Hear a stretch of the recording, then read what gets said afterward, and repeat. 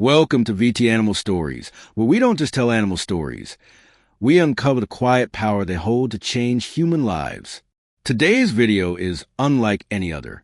It's the story of a retired K9 dog who did the unthinkable. He broke his training, ignored a direct command, and in doing so, uncovered a secret no one else could see.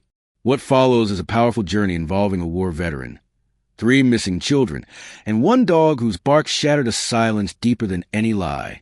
This is not just a story. This is a lesson in instinct, courage, and healing.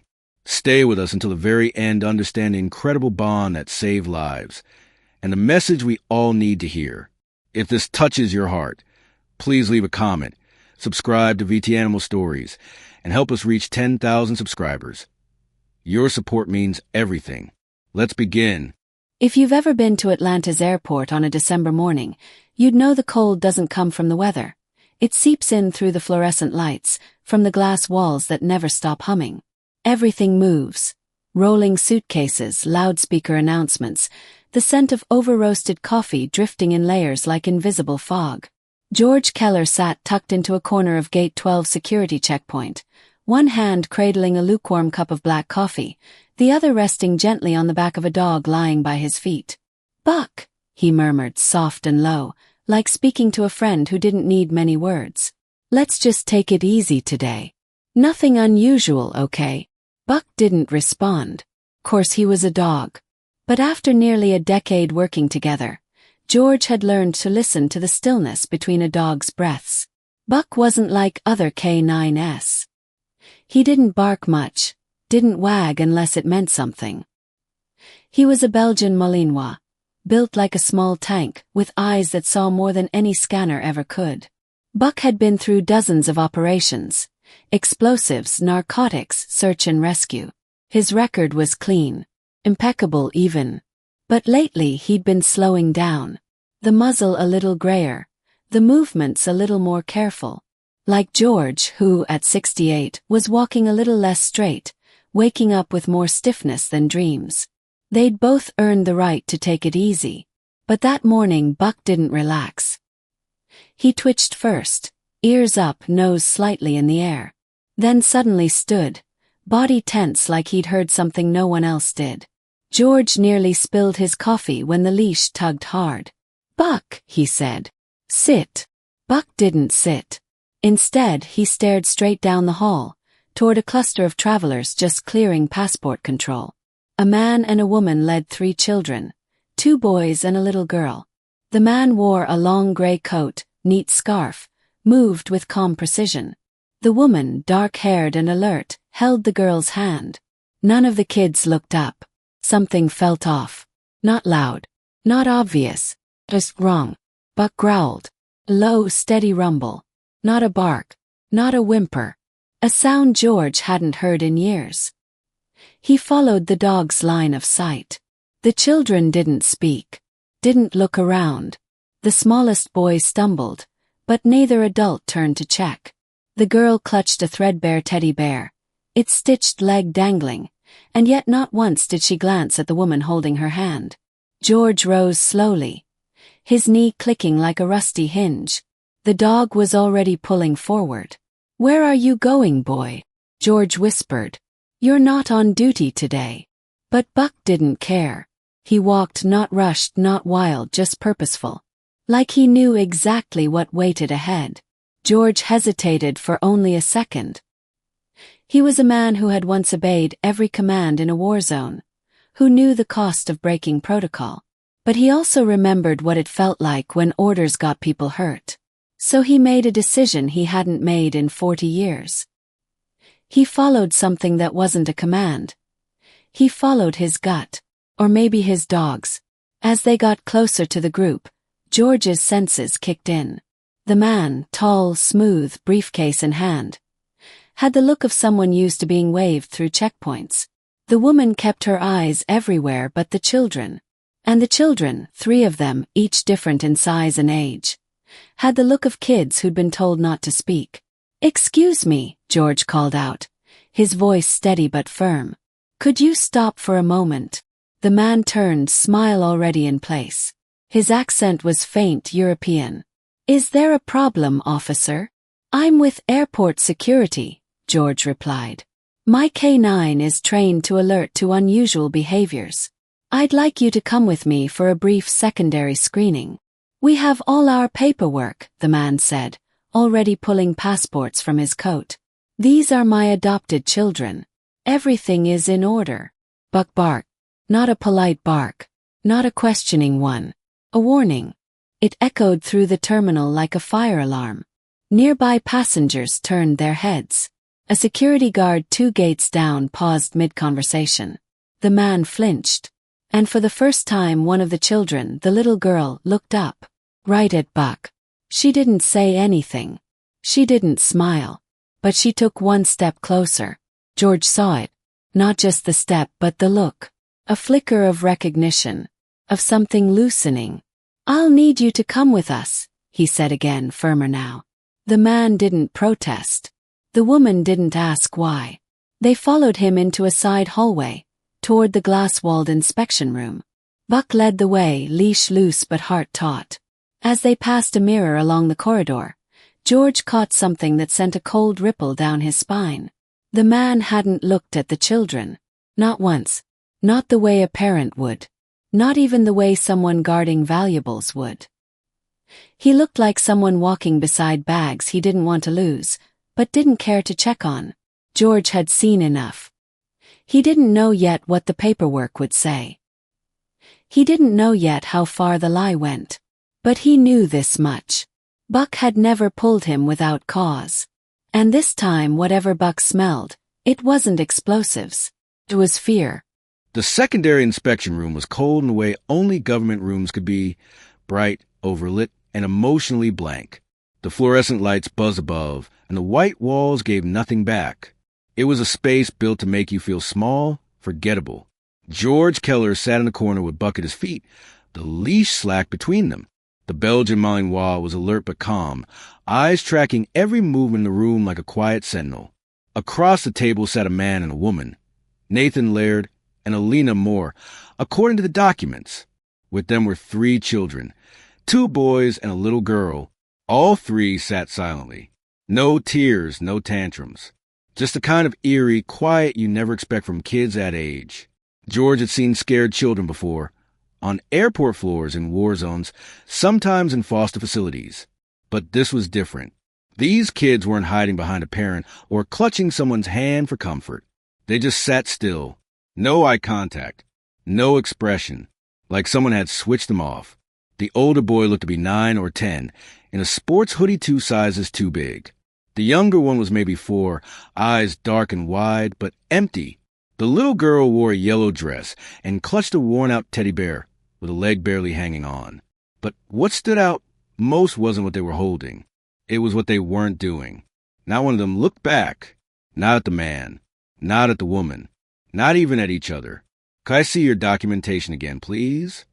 George asked, his tone even but unmistakably firm. Nathan nodded and handed over a stack of neatly organized papers. Passports, custody agreements, medical records, all signed and notarized in Texas. 2 perfect. 2 rehearsed. All 3 are adopted, Nathan said, his voice as smooth as a suit. They've experienced trauma. That's why they're withdrawn. Alina didn't speak.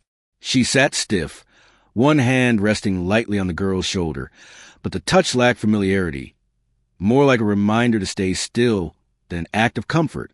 George gave a subtle signal. Buck stood and walked slowly toward the children. Not aggressive, not abrupt, just curious. The kind of movement that came from instinct, not command. "Be careful." Alina spoke up, her voice sharp. The girl's afraid of dogs.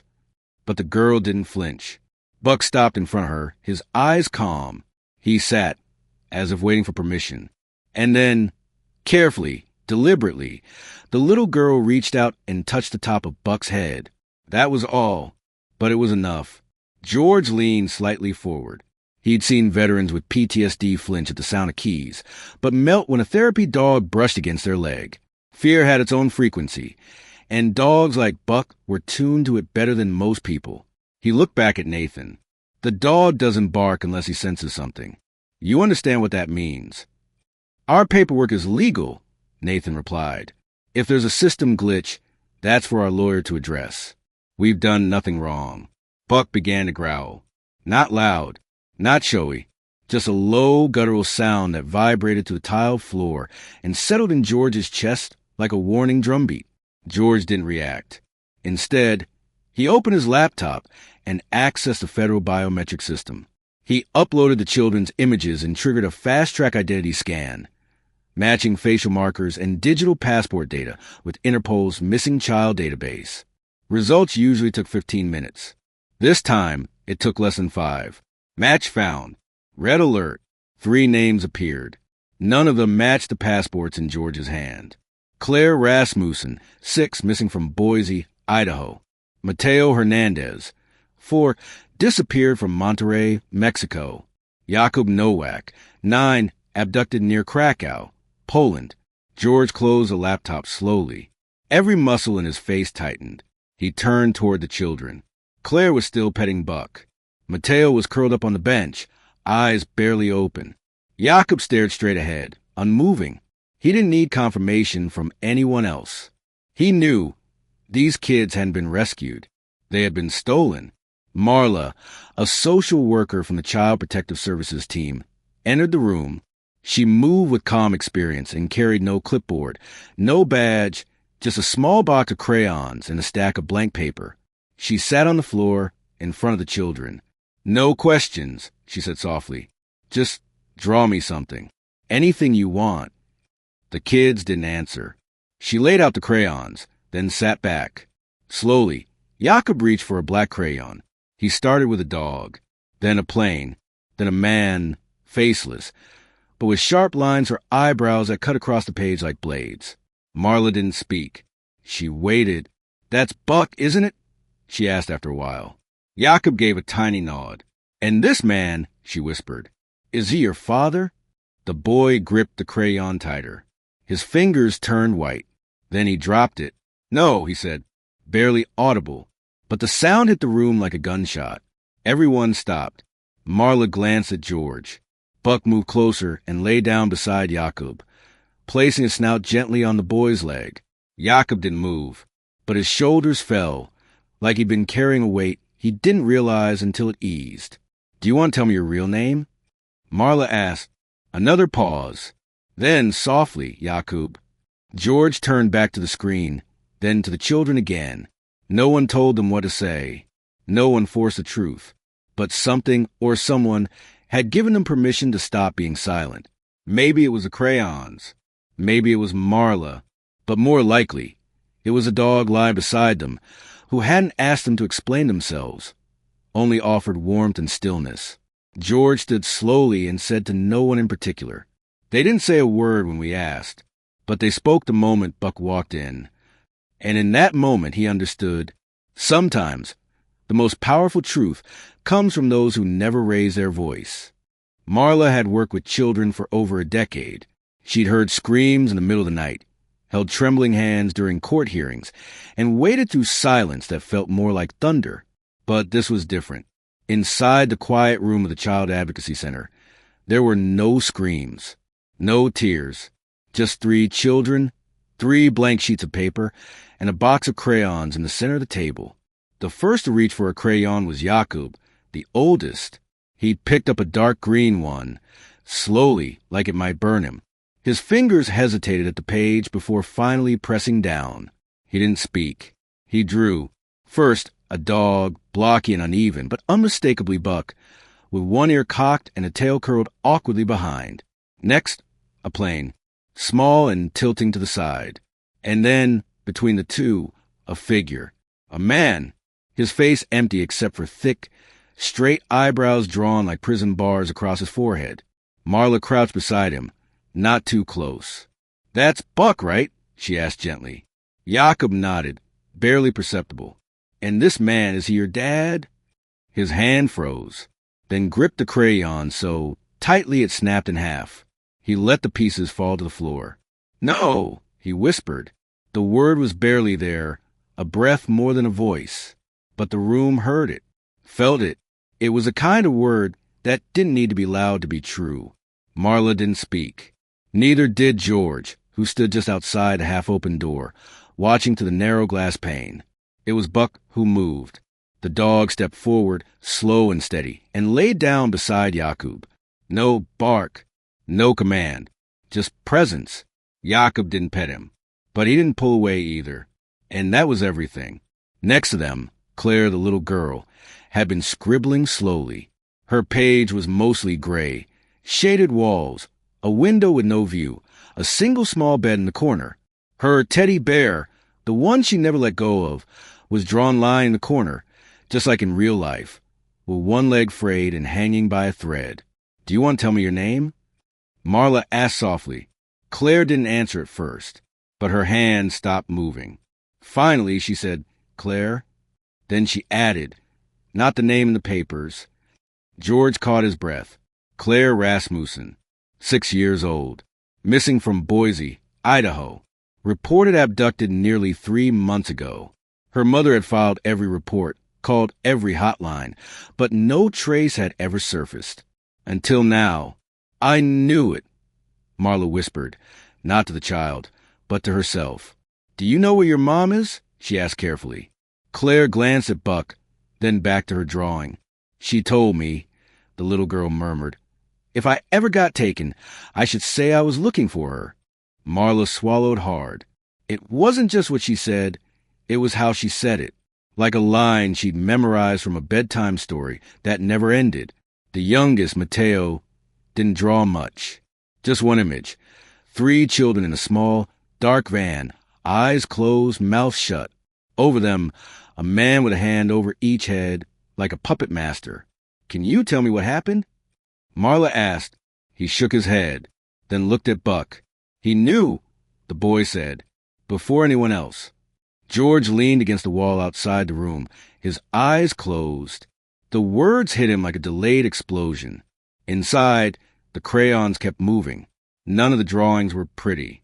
They weren't meant to be, but they were raw and real. They were truths that hadn't yet found a voice. At the same time, across the hallway, the interrogation continued. Nathan Laird said nothing, not a word, just stared at the table, like it owed him something. Alina Moore was cracking. She'd started fidgeting. Her hands trembled. Her gaze flicked from the clock to the window, to the mirror that she surely knew was two-way. "I didn't take them," she finally whispered. "I just filled out forms." "Forms for what?" the agent asked. "For adoption," she said. "He told me the children were abandoned, that we were giving them a better life. Do you believe that now?" Alina didn't answer. In the viewing room, George stood with another agent, arms folded, fists clenched. "You think she's lying?" the agent asked. "I think she's used to not asking questions," George replied, "and he's used to giving all the answers." Back in the safe room, Jakub had started on another drawing. This time, there was a house, small, with 3 windows. Inside, each one was a child. And in front of the house, sitting in the grass, was a dog, alone but alert.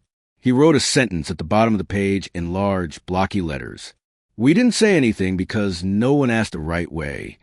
Marla felt her throat tighten. She didn't need them to say more. They had already said enough. Later that evening, Buck lay curled up at the foot of the makeshift bed with the 3 children, had decided to sleep together in the same room. No one asked them to. It just felt safer that way. Claire clutched her teddy. Mateo had one arm slung over a pillow. Jakub stared at the ceiling for a long while before finally whispering, not at anyone in particular, "Do you think we're safe now?" Buck lifted his head, then gently rested it back down on Jakub's foot. No bark, no growl, just a weight, a warmth, a promise. George stood at the doorframe, watching the scene in silence. He didn't need a badge to know what had just happened. A dog had listened when no one else had. And 3 children, silent for far too long, had spoken without needing to shout. In law enforcement, you're taught early, documents don't lie. But anyone who's worked long enough knows the truth hidden under that phrase. Documents don't lie, but they can be written by people who do. George Keller had flipped through thousands of files in his life, Passports with photos too perfect, custody records with just enough stamps to pass, and notarized signatures from notaries that didn't exist. Most of the time, the truth was buried in footnotes or smudged ink. But never had he seen a case where a dog's bark opened up what paperwork had sealed shut. Buck, now resting quietly by the door of the observation room, hadn't made a sound in hours. He didn't need to. His work was already echoing through every hallway of the Child Protection Division. Inside the interrogation room, Nathan Laird and Alina Moore sat across from two federal agents. Their body language was still, too still.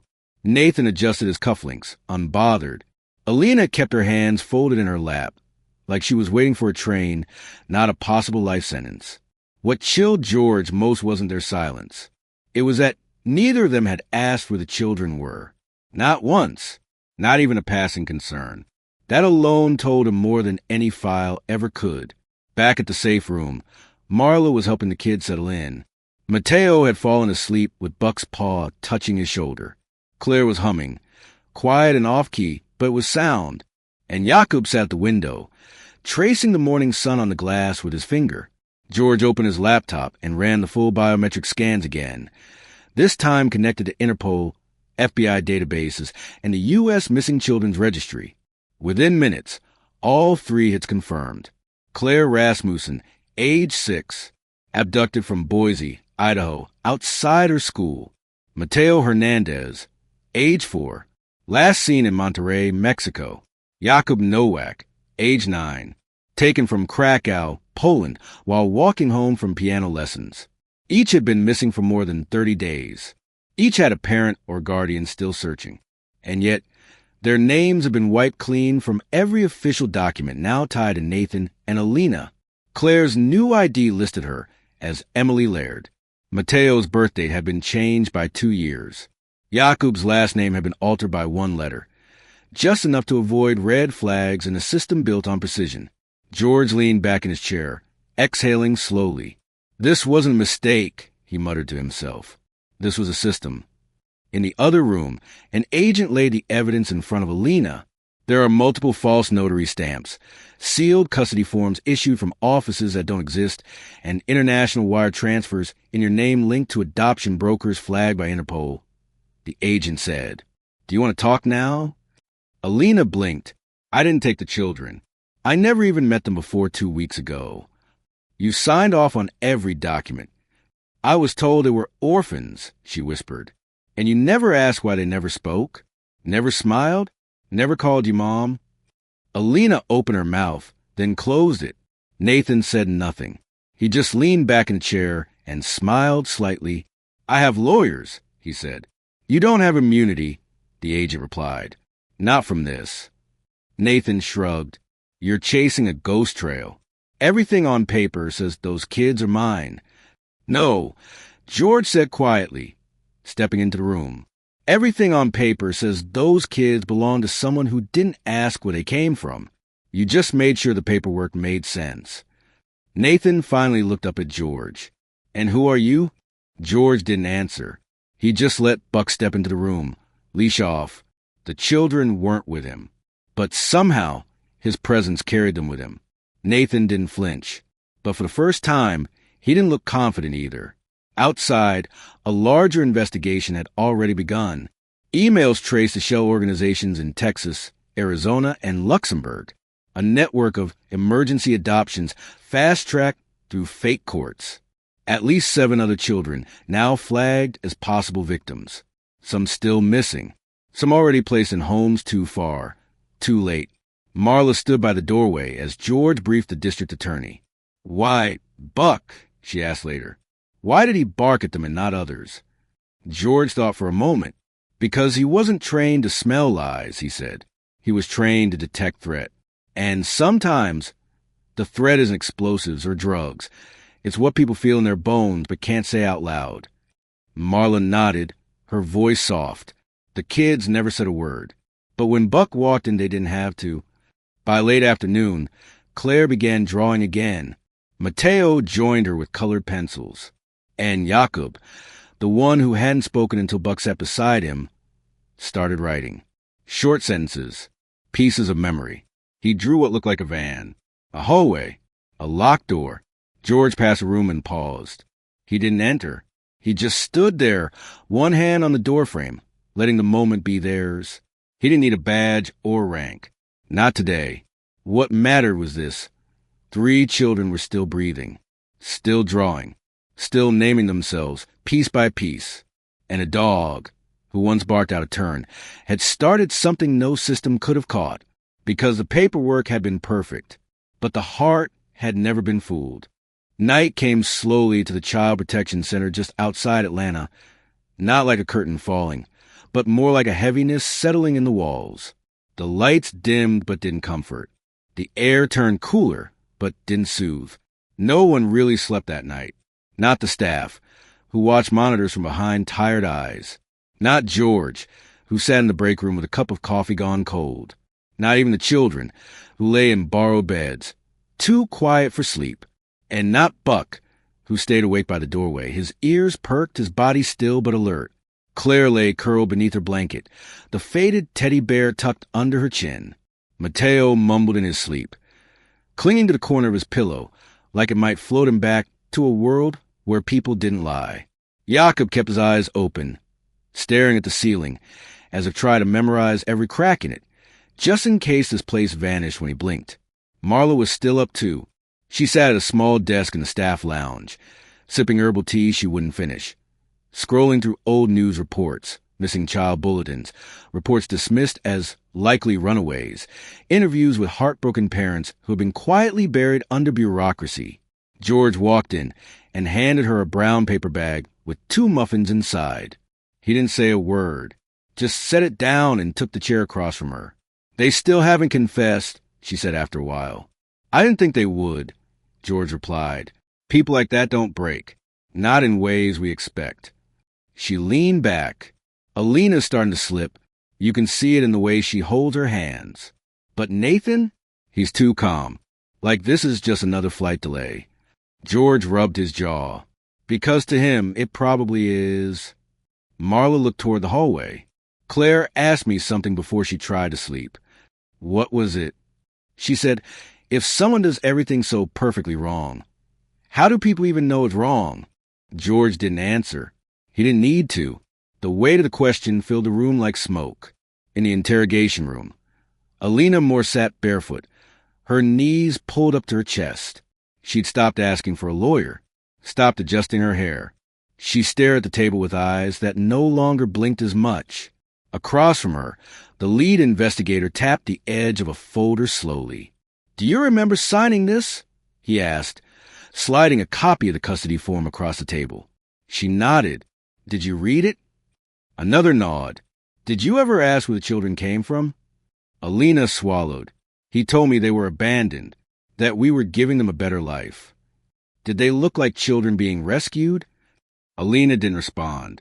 "He said they wouldn't remember," she whispered a moment later. "That trauma makes them quiet, makes them forget. And you believe that." She finally looked up. "I wanted to." Nathan Laird, on the other hand, hadn't moved. He remained stone-faced, arms folded across his chest, eyes focused on nothing in particular. "You do understand," the agent told him, "that this is no longer about forged paperwork. This is a federal kidnapping case involving multiple countries. These aren't just mistakes. These are lives." Nathan gave a small shrug. "You're operating under an emotional framework. I'm operating under a systemic one. That's what you call trafficking children? A system? I call it solving a problem no one else wants to touch," he said flatly. The agent stood. "You're not God. You're not even useful anymore." Nathan smiled. "But I'm still necessary. That's the difference." Back in the dormitory wing, Buck paced the hallway just once before returning to lie outside the children's room. It wasn't a security posture. It was more like a promise that he wouldn't leave until they stopped needing him. Inside, Jakob sat up. The window glowed with orange streetlight, and the air was thick with the kind of quiet that used to terrify him. Now it just felt heavy. He stood, padded softly toward the doorway, and sat beside Buck. "I didn't think I'd get here," he said, barely above a whisper. Buck didn't move. "Not here like this. Here, where people care. Here, where there's no door that locks from the outside. He reached out and laid a hand on Buck's shoulder. I know you're not a person, but you listened better than anyone else ever did. No one responded, but somehow it felt like the most complete conversation Jakob had ever had. George stood in the hallway, watching from a distance. In his years as a soldier, he'd seen people fall apart from physical wounds, from grief, from guilt. But nothing cracked a human's soul more deeply than being unheard. He saw in Jakob something raw, but no longer broken. That boy had been put into a system designed to erase him, and now he was beginning to reappear. Not in loud declarations, but in moments like this. Sitting in a hallway at midnight with a retired K-9 who'd chosen him without question. At 2:12 a.m., George wrote a line in his pocket notebook.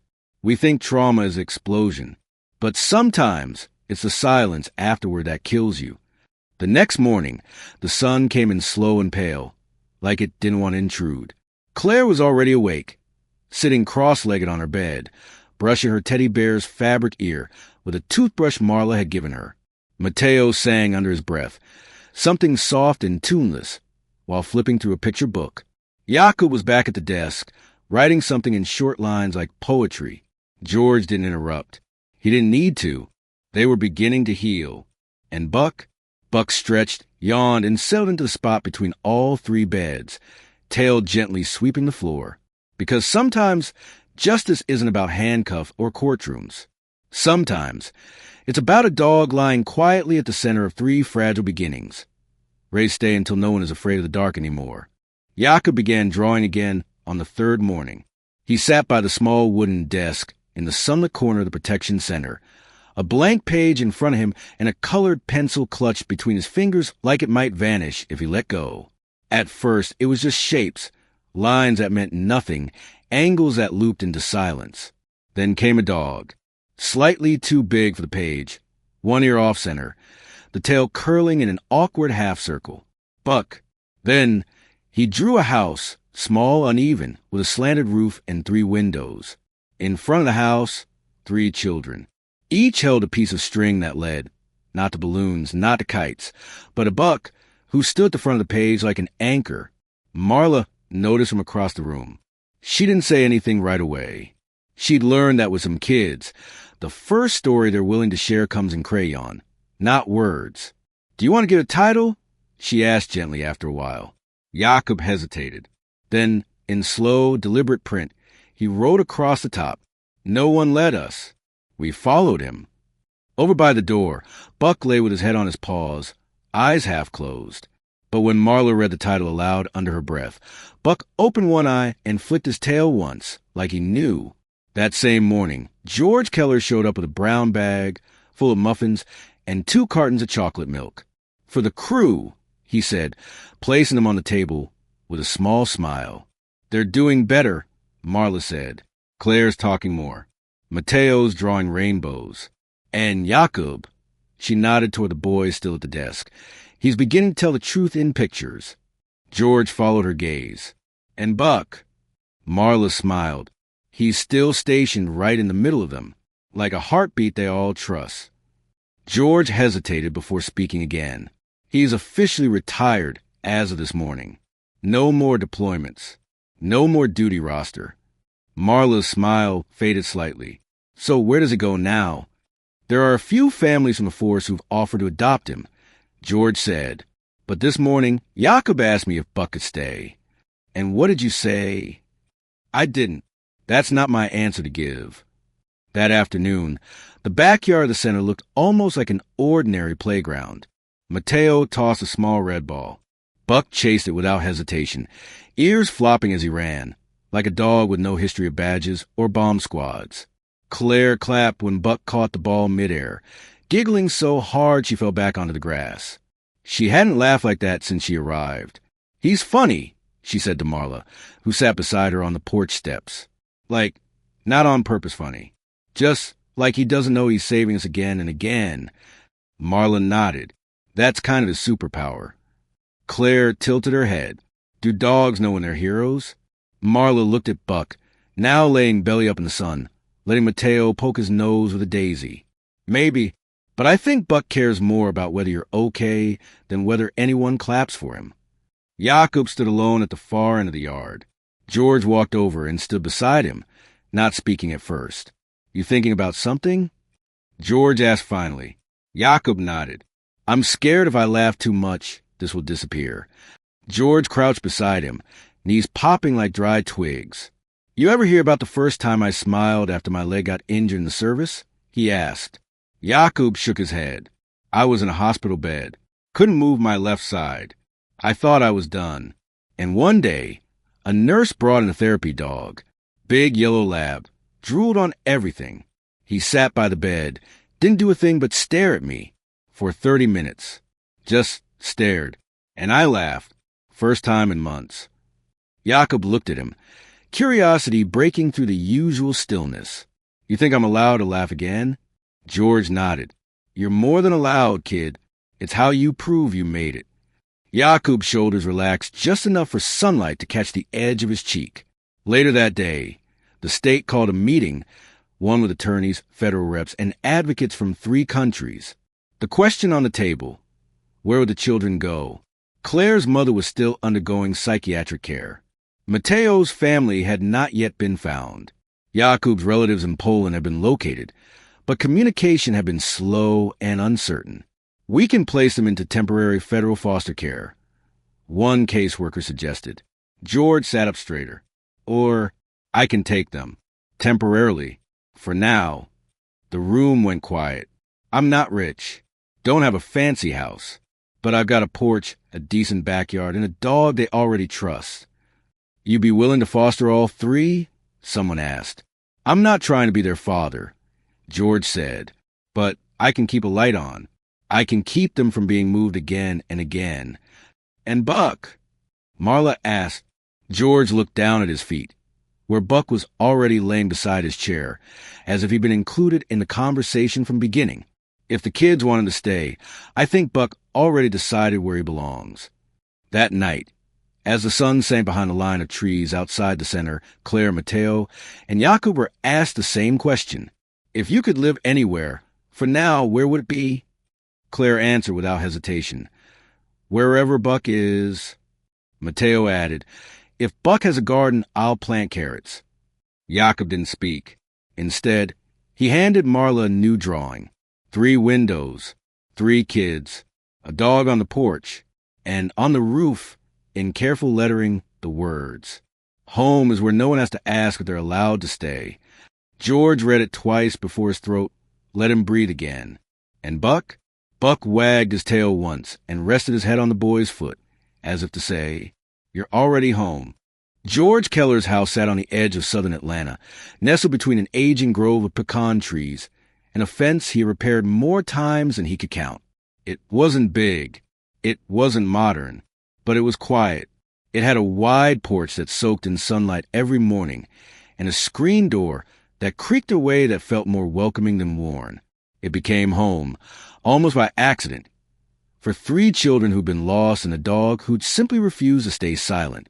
That first morning, George made breakfast the way he always had. Eggs, toast, and bacon just crispy enough to be considered effort. Mateo smeared jelly with both hands, humming through a mouthful. Claire sat cross-legged in her chair, brushing her teddy bear's fur with a fork. Jakob ate slowly, one bite at a time, like he was still trying to believe it was real. "Can we call you something?" Claire asked between bites. George raised an eyebrow. "Like what?" "I don't know, like Grandpa but not old." Mateo giggled. "Let's call him Mr. G." And just like that, the name stuck. Buck no longer wore a harness. George had unbuckled it on their first day home. "You don't take orders anymore," he told the dog as he hung the gear by the back door. "You just belong."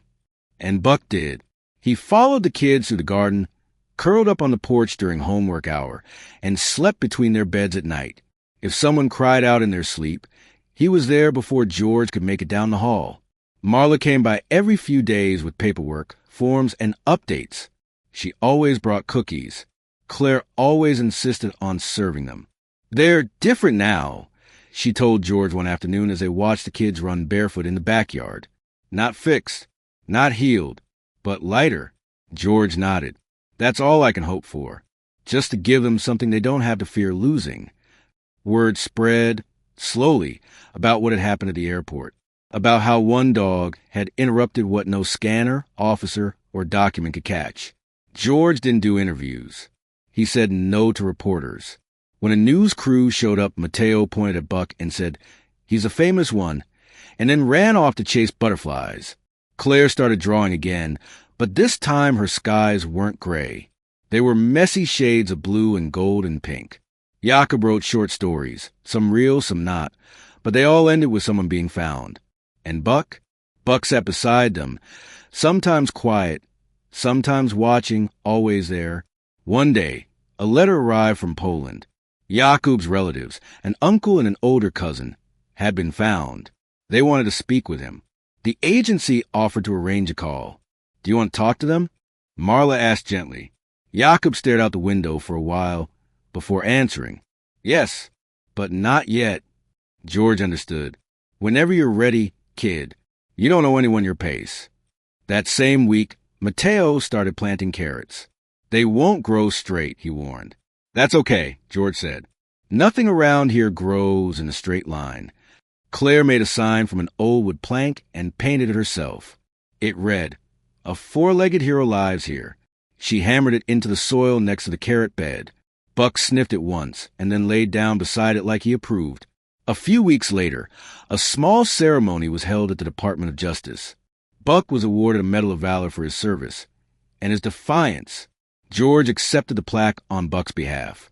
When asked if he had any words, he cleared his throat and said, he didn't bark because he was trained to. He barked because something inside him knew someone was in danger. And thank God we listened. The applause was short, respectful, but what mattered most wasn't the medal. It was a signature on the papers that came afterward, officializing Buck's adoption into the Keller household. No badge, no leash, just belonging. One Sunday morning, George found all three kids asleep on the living room floor. Claire was snuggled under an Afghan, her head on Mateo's stomach. Jakob's notebook was still open on the couch, a pen tucked under his chin. Buck lay across the rug, like a bridge connecting all three of them. George didn't say a word. He just stood there, coffee in hand, letting the quiet settle around him like grace. He wrote later in his notebook, "I once thought service was about following orders, but maybe it's about knowing when to break them." Buck didn't save them because he was told to. He saved them because something in him refused to ignore what was wrong. And in doing so, he didn't just give them a future. He gave me one too. That evening, George sat on the porch while the kids played tag barefoot in the yard. The sky was turning peach behind the trees. Marla joined him, carrying lemonade. "They're okay," she said, watching them. "Maybe better than okay." George nodded. "I didn't think I'd ever see this much light again." "Neither did I," she whispered. Buck trotted over, tail wagging, tongue out, ears flopping lazily. George leaned down, ran a hand over the dog's back, and said softly, "Good boy. You did it again." Buck didn't answer. He never did. But he understood everything. Not everything that counts can be counted, and not everything that's counted truly counts. Albert Einstein. What Buck, the dog who disobeyed, did wasn't written in a manual. He didn't need a badge to protect. He didn't need words to be heard. And he didn't need permission to love. 3 children are safe today, not because the system worked, but because one dog chose instinct over obedience, and one man chose compassion over protocol. That choice, quiet, simple, deeply human, is what saved them. This video isn't just a tribute to Buck or to George, or even to the children who now sleep without fear. It's a reminder to all of us. Sometimes, doing the right thing means walking away from the rules. If this story moved you, please leave a comment and let us know. Your voice makes this space real. And if you haven't yet, hit subscribe to VT Animal Stories and help us reach our first 10,000 hearts. Your presence is the reason we continue telling stories that heal, awaken, and connect. And remember what our grandparents used to say, "A loyal dog sees through the soul. And when he barks, the wise listen." Until next time, stay kind, stay open, and trust the quiet ones.